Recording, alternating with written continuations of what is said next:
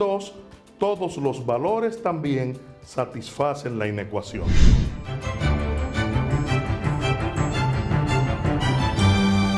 Saludos mis queridos estudiantes de sexto de secundaria. Para mí es un placer acompañarlos este bello día. Soy Sonia García, bienvenido a nuestra clase de física. En esta clase estudiaremos en el tema de la dinámica las fuerzas fundamentales de la naturaleza, cantidad de movimiento y su conservación. Y para ello debemos lograr interpretar, analizar y comunicar la dinámica a través de gráficas experimentales y simulaciones.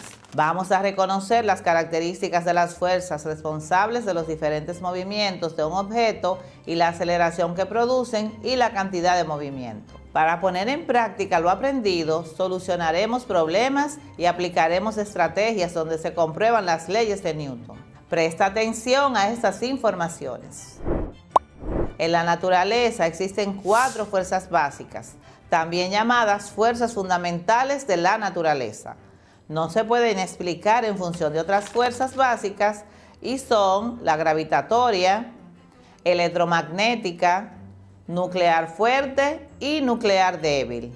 La gravitatoria es la fuerza de atracción entre dos cuerpos. Tiene un solo sentido, es la responsable de la estabilidad del universo y su alcance es prácticamente infinito. Es la más débil de todas las fuerzas de la naturaleza. La fuerza electromagnética afecta a los cuerpos cargados eléctricamente y tiene 2 sentidos. Es la responsable de las reacciones químicas y de los fenómenos biológicos. También su alcance es prácticamente infinito. La fuerza nuclear fuerte es la que mantiene unidos los componentes de los núcleos atómicos, o sea, los protones y los neutrones.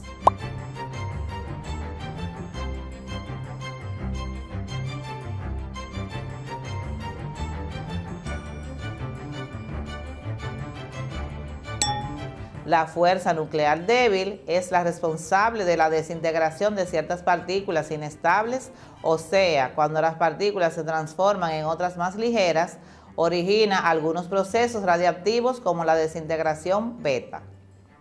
Fuerza de fricción o de rozamiento. Cuando dos cuerpos se deslizan entre sí, la fuerza de fricción que ejerce uno sobre el otro se puede definir en forma aproximada como fuerza de rozamiento. Es igual al coeficiente de fricción por N, que es la fuerza normal.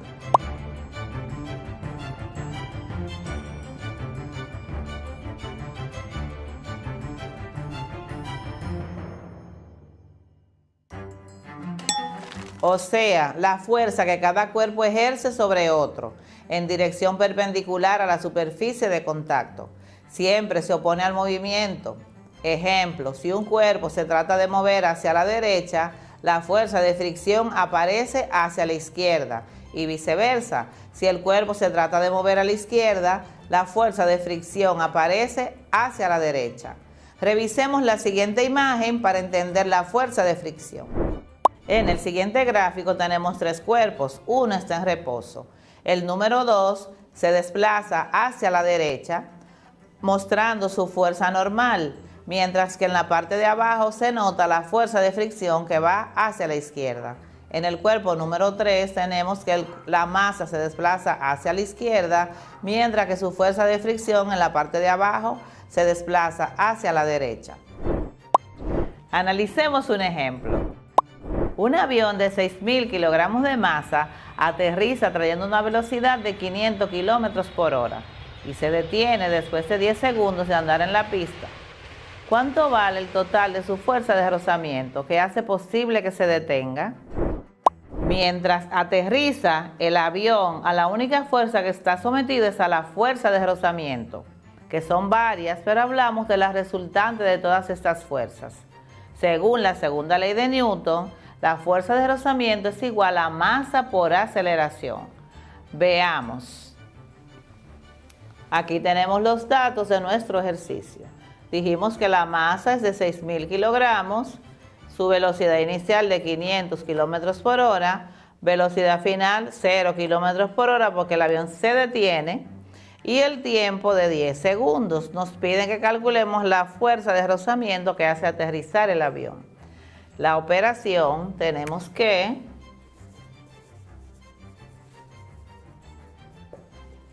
Lo primero que debemos hacer es convertir la velocidad de kilómetros por hora a metros por segundo. Entonces tenemos que 500 kilómetros por 1000 dividido entre 3600, que es el equivalente de 1 hora en segundos, eso nos va a dar el equivalente en metros por segundo. Entonces tenemos que 500 por 1000 son 500.000 metros entre 3600 segundos, lo que nos da una velocidad igual a 139 metros por segundo. Ya tenemos nuestra velocidad en metros por segundo. Para hallar la fuerza de rozamiento nos hace falta la aceleración, entonces calculamos la aceleración, que dice que es igual a velocidad final menos velocidad inicial entre tiempo. La velocidad final dijimos que es igual a 0, entonces 0 menos 139, que sería nuestra velocidad inicial, dividido entre el tiempo, que son 10 segundos. Entonces 139 entre 10 es igual a 13.9 metros por segundo al cuadrado. Recordamos que la velocidad es negativa porque el avión está aterrizando o frenando y nuestra velocidad será negativa. Entonces tendrá un valor de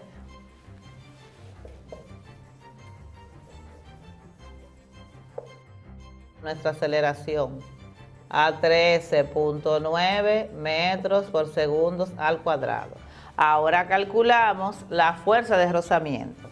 La fuerza de rozamiento es igual a masa por aceleración, que será igual a 6.000 kilogramos por 13.9 metros por segundo al cuadrado, lo que nos da un total de 83.400 newton, que es la unidad de medir la fuerza. Entonces tenemos que nuestra fuerza de rozamiento es igual a 83.400 newton. La fuerza centrípeta. Fuerza centrípeta es la fuerza que tira de un objeto hacia el centro de un camino circular mientras que el objeto sigue ese movimiento. Un objeto solo puede tener una trayectoria circular si se le aplica una fuerza centrípeta. La fuerza centrípeta no debe confundirse con la fuerza centrífuga porque es diferente. La fórmula de la fuerza centrípeta es: fuerza centrípeta es igual a masa por velocidad al cuadrado entre el radio, donde m es la masa, b es la velocidad y r es el radio en la curvatura del movimiento. Por ejemplo, supongamos que atamos una pelota alrededor de una cuerda y la hacemos girar en círculo a velocidad constante. La pelota se mueve en una trayectoria circular porque la cuerda ejerce sobre ella una fuerza centrípeta. Analicemos la siguiente situación. En el supermercado, una señora empuja un carrito con provisiones y lo desplaza por 10 metros al aplicar una fuerza de 50 newtons. Entonces, cuando una fuerza actúa sobre un cuerpo que experimenta un desplazamiento, que en este caso la fuerza está aplicada en la misma dirección del desplazamiento, se está realizando un trabajo mecánico. Ese se expresa con la letra W, significa work en inglés. ¿Cómo calculamos el trabajo mecánico? El trabajo se puede calcular multiplicando el módulo de la fuerza aplicada al carrito por el módulo del desplazamiento obtenido, aplicando la siguiente ecuación. W es igual a F por D. Si la fuerza se expresa en newton y el desplazamiento en metros, al multiplicar newton por metro se obtiene joule, que es la unidad de expresar el trabajo y es la misma unidad que mide la energía. Por eso se entiende que la energía es la capacidad para realizar un trabajo o que el trabajo provoca una variación de energía. Calculemos entonces. ¿Cuál es el módulo del trabajo realizado por la señora? Tenemos los siguientes datos. La fuerza, dijimos que era de 50 newtons. El desplazamiento 10 metros. Vamos a calcular el trabajo. El trabajo es igual a fuerza por desplazamiento. Dijimos que la fuerza es de 50, el desplazamiento son 10, 50 newton por 10 metros es igual a 500 joules. Resultados, trabajo igual a 500 joules. Entonces, el trabajo realizado por la señora fue de 500 joules.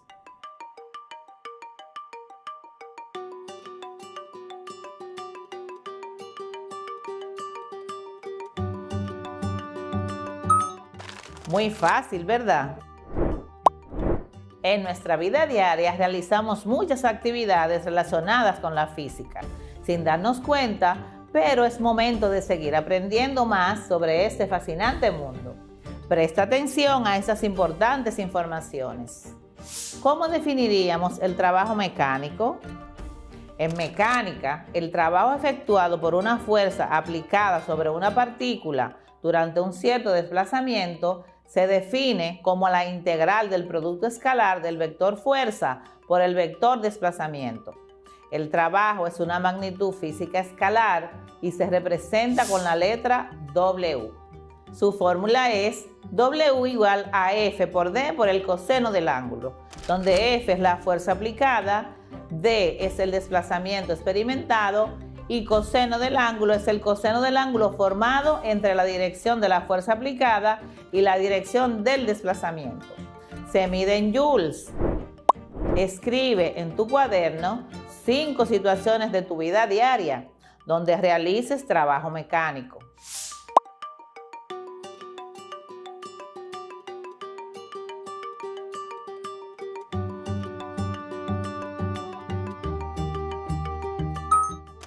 Excelente.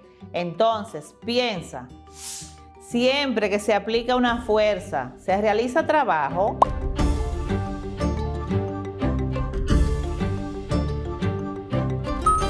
Si respondiste que no, estás en lo correcto. Cuando la fuerza aplicada tiene dirección perpendicular a la dirección del desplazamiento, no ejerce trabajo mecánico, porque no se opone ni favorece al movimiento. Tendremos un ángulo de 90 grados entre la dirección de la fuerza aplicada y la dirección del desplazamiento, y el trabajo es nulo. Por ejemplo, si aplicamos una fuerza perpendicular con nuestro brazo sobre una mesa, esta no se moverá. Por lo tanto, no habrá trabajo. Cuando una fuerza no realiza trabajo, como en el gráfico que estamos analizando, una fuerza sin movimiento o una fuerza perpendicular al movimiento no realiza trabajo. Aquí vemos una persona empujando un objeto con una fuerza que no produce ningún movimiento, lo cual cuando se ejerce una fuerza sobre el objeto que no se mueve, no se realiza trabajo sobre el objeto. En el segundo caso vemos que el señor está haciendo una fuerza perpendicular al movimiento con velocidad constante, transportando un objeto. Cuando se transporta un objeto a velocidad constante por una fuerza que actúa en ángulo recto con el movimiento, no se realiza trabajo sobre el objeto, pues se forma un ángulo de 90 grados y el trabajo es nulo. Y si la fuerza tiene otra dirección, ¿se producirá trabajo?